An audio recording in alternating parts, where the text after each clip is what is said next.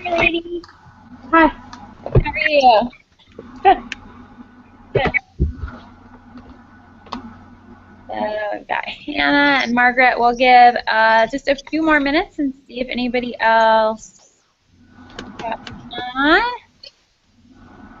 While we're hanging out, do either of you have any questions about any of this week's assignments? I don't know how much you've gotten to look at them. I don't think so. Okay. Not that I know. Hannah, did the titles that I sent you seem to make sense? Because I haven't gotten home to look at my art history book yet. The title?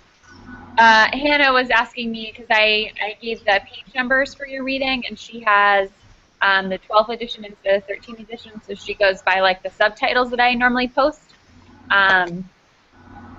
Figure out what to read, and I was trying to make sure. Oh, yeah, mine's fine. Okay, cool. Okay, good, Hannah. So what we're going to do is look at, which I posted on the site earlier, so you can have a little bit of a heads up. So a lot of times during the calls, we're going to talk about some works of art or what's going on in the class. We're going to compare and contrast two pieces today and just kind of have a conversation about them. I'm not, I was looking up the pronunciations of the two artist names, which are both French, and I have zero French skills. Yes, those are. I know Spanish, and I was like sitting here trying to say what they were saying. It was a disaster. So unless we have some French speakers, we're just going to call them AL and VL, and be thankful that you don't have to do an oral section on the AP test. That's funny. Yeah, no, I was just looking up that too because I always try to say it right so I don't sound stupid, but I couldn't find anything really. I found so the Begier Lebron, is that how you say like her last name? That one I got a recording of, which hold on, I think I still have it open. Maybe I closed it. I closed it. That one I did find a recording of the other one, but it was such a like heavy French accent, I couldn't figure out remotely how to make the sounds.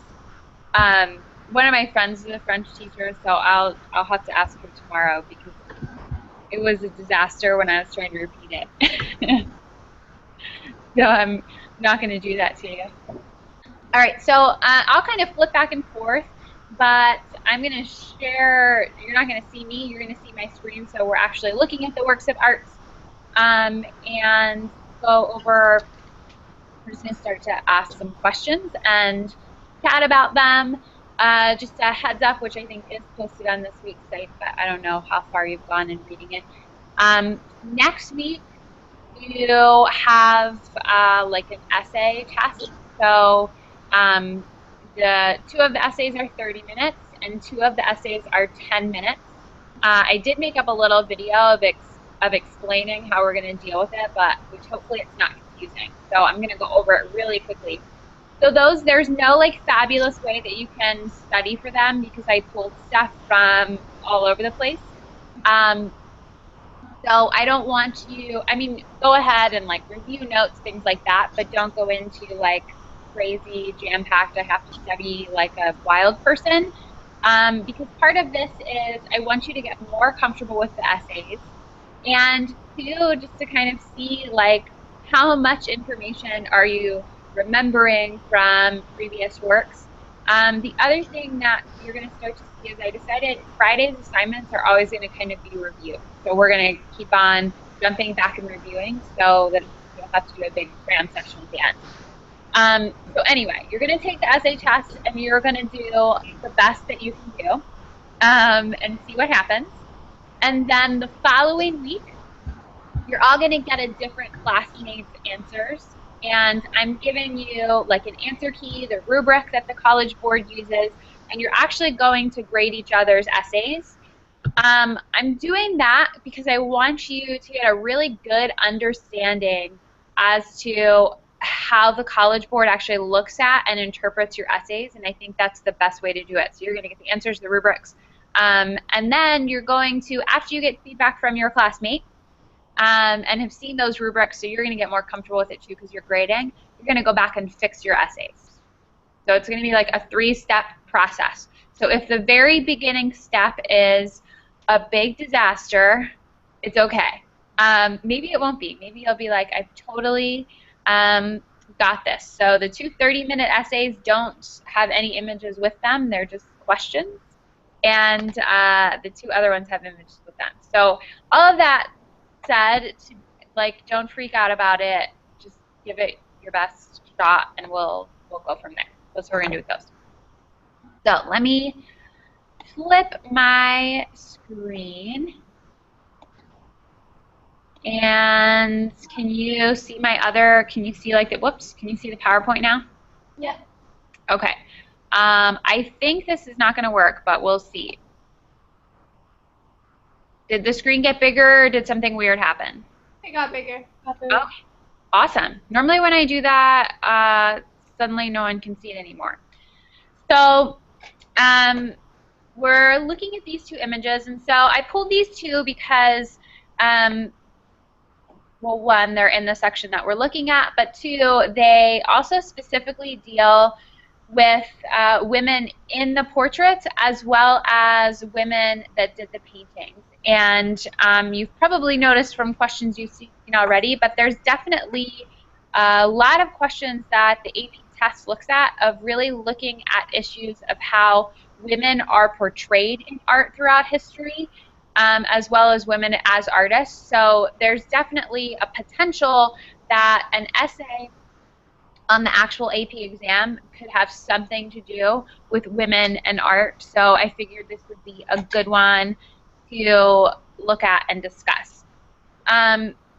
So this first one we're seeing right here, this is a self-portrait. So this is actually the artist herself that we're looking at. And then she taught a lot of different students. So she normally had sometimes up to 9 students within her studio as she was teaching. In this one, what we're looking at, the 2 women behind her, so they were her apprentices. And we're kind of looking at, one of the apprentices is looking at the painting, and then the other apprentice is looking out at us, just like the artist herself is. In this one, we're seeing that we actually don't get to see what she's painting. So you kind of have to guess what she may or may not be painting. We're going to switch to the other one really quickly so you can kind of see them compared and contrast. So this is another self-portrait of the other artist that we're calling AL, unless we have brilliant French speakers in the room. So she is actually, she's 6 years older than the other artist that we were looking at, and is considered one of the 2nd most important female painters in Paris at the end of the 18th century. And both of them were hired by royal patrons, but AL, so she had, or this is AL, I'm sorry, we're looking at VG. She had, or oh my goodness, I'm messing up my letters. VL, she had more important patrons than the other female artists that we're looking at. So in this one, we are just seeing the artist looking directly at us, and we're also getting to see a little bit of what she is actually painting. While it's not super clear, you're getting to see the canvas. So we're going to look at them side by side and just kind of discuss what you're seeing, what you think it means to you. So there's no right or wrong answers here. This is really just your opinion. And you can either talk about them together or each one separately. So the first thing that I want us to think about is just looking at describing what you see when you look at these women.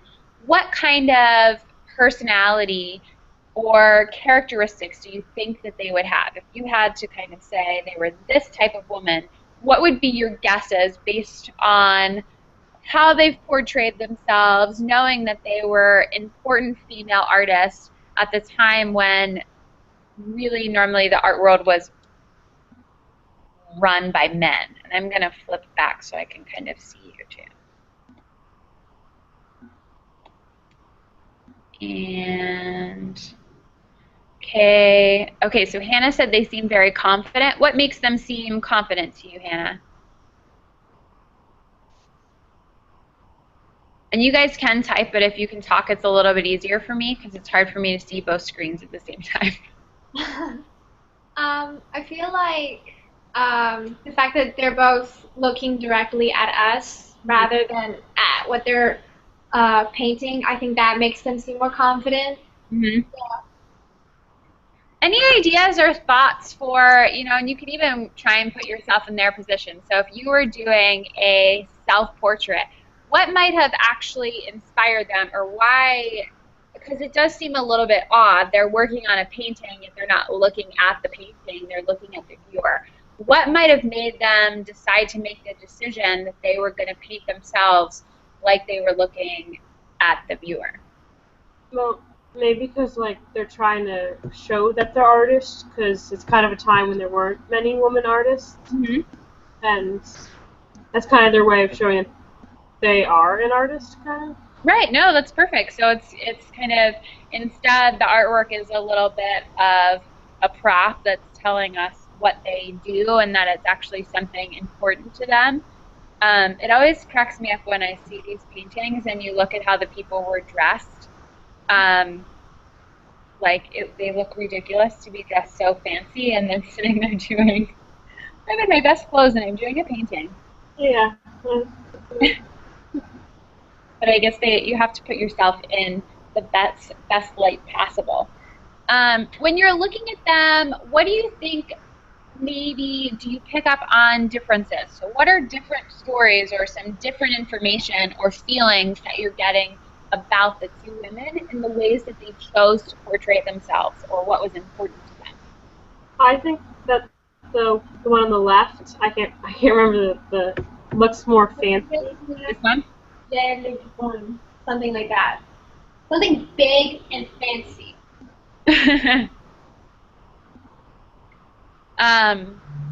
What do you think?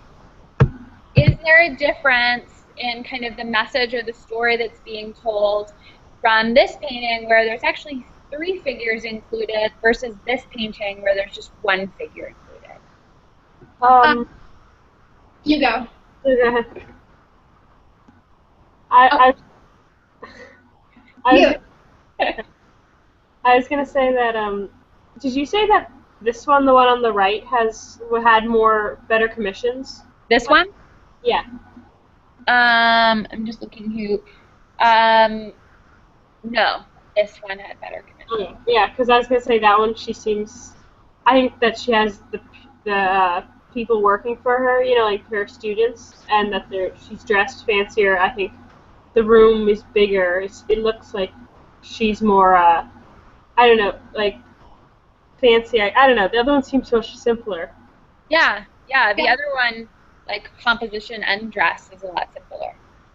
Yeah, I was gonna say something like that. That Adelaide seems like she has a more powerful position in society, like because she has fancier dress, and she also has the apprentices, whereas Elizabeth is just like by herself, which is, makes sense because she was pretty independent. Right. Like one's professing her independence and the other one is professing her power. The other thing I was thinking about, so in the one, she's showing us that she was a teacher and that she had students, and so also kind of bringing in some commentary on the whole idea of, and obviously education was very different then than it is now, but the whole idea of education and the fact that she really felt that being a teacher elevated her, where I'm not so sure as much now that actually, and you guys can agree or disagree with me, but I think a lot of times in our culture now it's almost the reverse, that if you teach art as opposed to just being an artist, you're lesser than if you are just an artist. What do you guys think about that? I think it makes sense because teachers aren't exactly looked up at in our culture nowadays. and it's like if you get a useless degree like art or literature, it's like, oh, what are you gonna do? Teach? You can't Yeah. give a Any ideas of what made that change? I don't know the answer. industrialism. What? Industrialism. Well, true. That's very true. Oh, here Hannah wrote to me too. The one on the left shows how the woman has multiple followers. It makes her seem more important, most definitely. Another thing about both of the women is, so they did actually know each other. So they weren't totally existing without the knowledge of one another. So both of them attended the Royal Academy of Painting and Sculpture. And there were only 4 women actually allowed into the academy, and they were 2 of the women that were to be a part of the academy.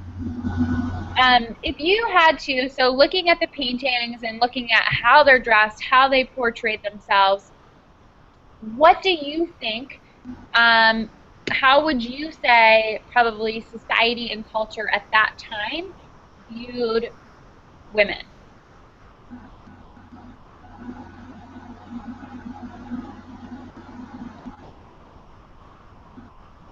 Who else is on here? I missed the question. Oh, gotcha. John, I'm going to call on you then. Oh, John. Yep, yes, they joined the same year. So I'll repeat the question again. So what I'm asking, and this is really just, again, one of those things that there's not a right or wrong answer, just really looking at it and thinking about the culture. So what I want you to respond to is based on these 2 paintings. So seeing how the women have portrayed themselves, what they're wearing, just the overall composition and feel of them, and knowing that at the same time, women were just kind of getting accepted into the art world. So knowing that only 4 women were allowed into the Royal Academy of Art. If you had to base your understanding of culture during the 18th century and their opinion of women, what would you say? So how would you say, based on these paintings, that culture felt about women and their role in the world?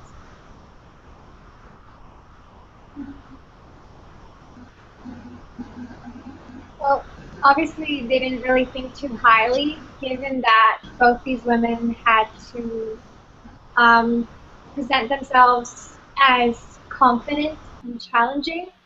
Like they had to be like, I dare you to say I don't belong here.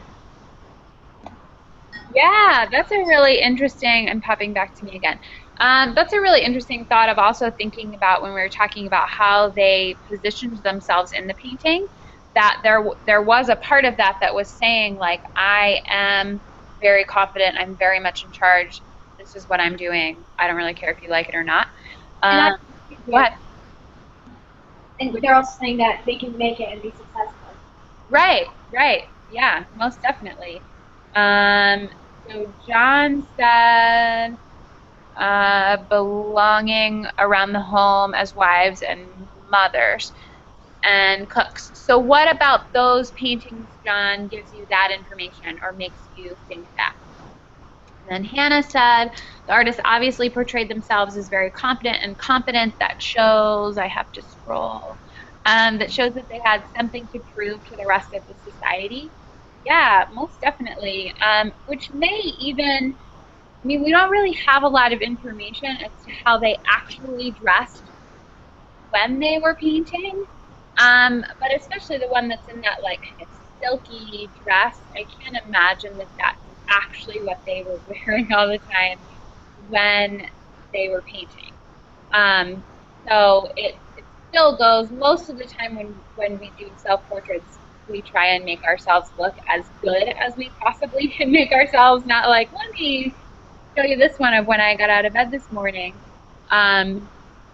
Occasionally, but not so much. Especially, so how do you think even that has changed? So knowing that these women were doing portraits of themselves, they were doing paintings, which obviously takes a lot longer of time. Photography hasn't really entered into the picture yet.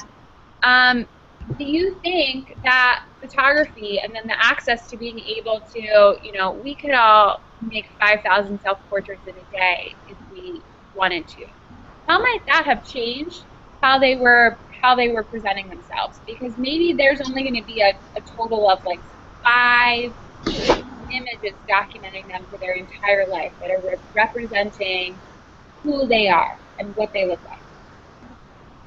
Well, I mean, if I only had one picture that was going to be showed of me, I'd want to look good. So I guess they probably did the same thing. They probably tried to make themselves look really famous, good and stuff.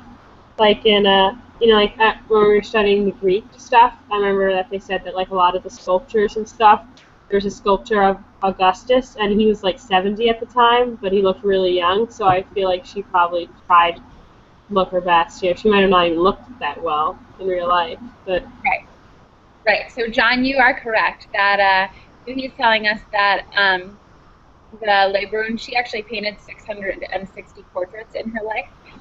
So she did end up having a whole lot of them. What does that tell you about her? egotistic. She's a modern girl. Yeah. Or maybe even really trying to make a record of, of herself. So as a female, they had to, so perseverance is what John said. They had to really work harder to make a name for themselves. And it does go back to, most likely she was confident. I think it's funny that you said egotistical, just because I know kind of we're in this modern girl. Yeah, and the modern girl, because now with so more people your age taking selfies all the time, there is the older generation that's like, oh, they're all really egotistical and obsessed with themselves. Do you think that that's what it means if you choose to take lots and lots of pictures of yourself? You look good. What, you both kind of came in and went at the same time? I mean, I don't know. I guess it depends on your personality. Like, I hate taking pictures of myself personally. Like, I don't know. So to me, I would feel weird painting a picture of myself. I don't think I'd ever be able to do that. But I don't know. It depends on your personality, definitely. I think how you think about it. Mm-hmm. So, I don't know. Do you think, and again, we don't know the answer to this, but I find it kind of intriguing that they were really striving to paint very accurate, realistic paintings of themselves, or were they being kind to themselves? Like, I have a pimple today, I'm not going to paint my pimple, or I'm having a bad hair day, but I'm actually going to paint a good hair day. Based on the time period, what do you think we were getting? Were we getting kind of what we would think of now as like a photoshopped version? Or like, this is really exactly me? I would say more of a photo. Like, I would say that's not like, because not just their own portraits of themselves, but portraits of other people. Like, for instance, if you were gonna, actually, you're not gonna paint her if she has like a zit on her face. You're gonna paint her as she would want to be painted, because she's paying for you to do so and stuff, and you want to keep her happy. So I feel like a lot of that there's definitely like Photoshop or. Yeah, I also think you nailed it on the head when you said people were paying them, because even when they were doing self-portraits, that's still kind of like, that's your portfolio. That's showing what your skill is. And if you want patrons and you want people to hire you, you need to be showing that you can make people look really wonderful and really beautiful. So if you're doing all these portraits of yourself and you're not making yourself look really wonderful, there probably aren't a lot of people that are going to be like, oh, yes, please come and paint me like that. So, and John agrees. He thinks they were being kind. Yeah, so I'm thinking we were getting still like an honest version. They weren't totally remaking themselves, but as we all normally try to do, they were being rather kind to themselves. So part of what some of you heard and some of you didn't hear, so next week you're going to have an essay quiz. And so exactly what we did today is what you want to be doing on your essays. So especially if you're looking at the question and you're like, oh gosh, I don't remember reading about this. I don't really remember exactly what it is, or if it's one of the image questions and you're looking at the two images and thinking, I don't know anything about this image, I feel like I've never seen it before, then you want to step back and like take a deep breath, because you know a lot more than you think you do and you have a lot more to say.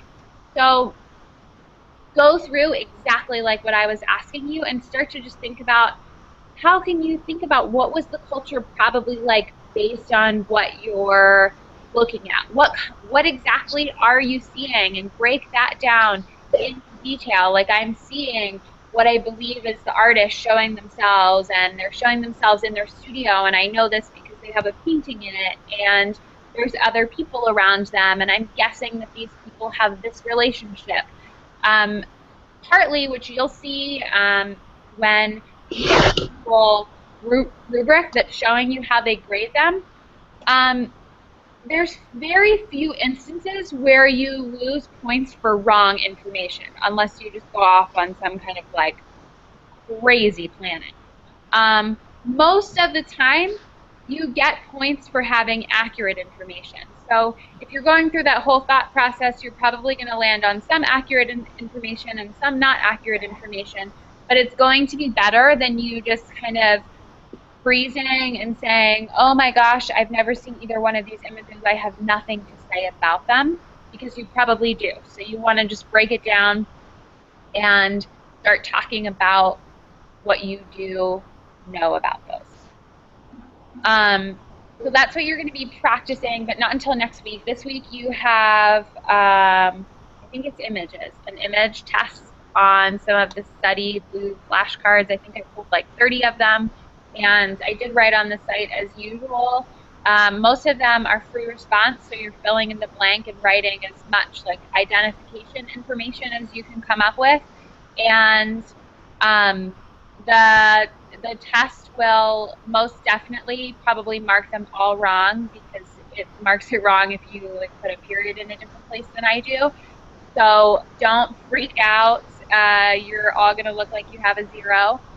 And I will go back in. I can see all of the answers, so you don't have to send me screenshots or anything. I can see all of the answers, and I can go back in and readjust your grade. You just know it's going to look like you did a horrible job. Hopefully it's not actually accurate information. Hannah said, can we take the test more than once?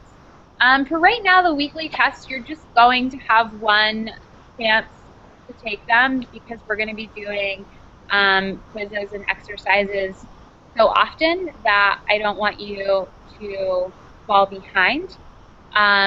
So study, do your best, and it kind of helps me to know if everyone does really poorly, then I'll build a new assignment around that itself. We do still have, where I'm pulling all of the images from that are in the study blue, I'm not just like whipping them out of thin air. There's 250 images that the College Board actually gives and says, like, we can pull from these for the AP test, so that's what I'm giving to you. We do still have a decent amount more to go, but they should, I think, slowly start to get easier, because it's going to get into more current things that you are more used to seeing. So that test, like usual, needs to be taken by Sunday night. It shouldn't take you that long. It should take like 30 minutes, because it's just 30 images and you are banging out what you know about them. And just do your best. These quizzes are not at all meant to like stress anyone out. They're just meant to continually be quick, like check-in points as to, yep, I know what I'm doing. No, I don't know what I'm doing. And getting you more and more used to taking tests. I put up the information that you guys asked for that really breaks down the whole AP test and how it works, so that you, if any of that confuses you, you can let me know. And is everyone finding helpful and under, oh, my lights are on. Okay. finding helpful and understanding the like weekly grade report that I'm sending out to you guys? No. Yeah. Okay. Okay. And that, Hannah says, yes, it's very helpful. And that I'm doing one because I said I'm going to be stricter on deadlines, so I want to make sure that we're on the same page and you don't think that I have something that I don't. Most definitely, if you get that email and you see that I have a 0 in something that you think you handed in, or for some reason you just didn't understand you were supposed to hand it in, just shoot me an email. I'm still understanding, so it's not like I'm going to just be like, no way, 0, forget it.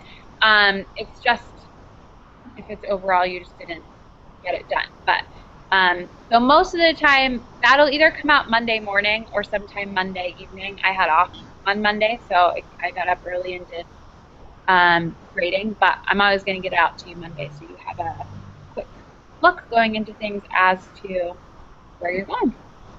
And that is it today. Unless you have questions, I will hang out and answer them. Can I ask you a quick question? Yeah. About the AP test, so like if they give you an image and you're not sure what it's about or whatever, and they ask you a question, you think that you should go into detail just that we can like what we take from like looking at the picture? Yeah, so that's an awesome question. One, you always want to write something because basically if it's blank, you most definitely get no points. If you have an answer, you have a chance to get points, which you'll also see when I give you the rubrics of how picky they are and they aren't. So there are some that'll say, like, if you aren't able to name if you're not able to identify the work and they're asking you to identify the work, the highest score you might be able to get is 2 out of 4 points, but that's still better than nothing. So you do want to still kind of have a conversation about it. Because one, sometimes that starting that conversation just gets your brain going and reminds you of things that you didn't remember you actually remembered. And having somewhat of a discussion does give you a chance to at least get some points, which I think you'll really see once you see the rubrics and you're actually grading the essays, that as long as you wrote something down, it's normally pretty hard to get 0 points unless you like wrote about what you had for dinner as opposed to trying to. Great. Yeah, so you're going to want to try and at least have some kind of conversation because, the other thing with the essays, it's a real live person that's grading them. And so there also are going to be times where they're going to give you the benefit of the doubt, and really everyone wants you to succeed. And so I always tell all my students, like, I really want to help you and I want to do well, but you've got to give me something to work with. So if there's something on paper, then you can kind of be like, oh, you know what, they're so close, I can at least give them a point or two as opposed to, oh my gosh, they just didn't even try. And it also kind of changes, I think, the mindset of the person that's reading. Like, okay, at least they like really gave this one a shot. So yeah, I wouldn't ever leave anything blank on the AP test. So like multiple choice, answer everything, because you don't lose any points for inaccurate information, basically, for the most part. Yeah. Yeah, thank you. You're welcome. You got your wrist back. Nobody's sick this week. We think. No one's told me they're sick this week. That's good. All right. Well, if you don't have any questions, you're all free to go and do whatever you do on a wild Tuesday night. Thanks. Bye. Bye.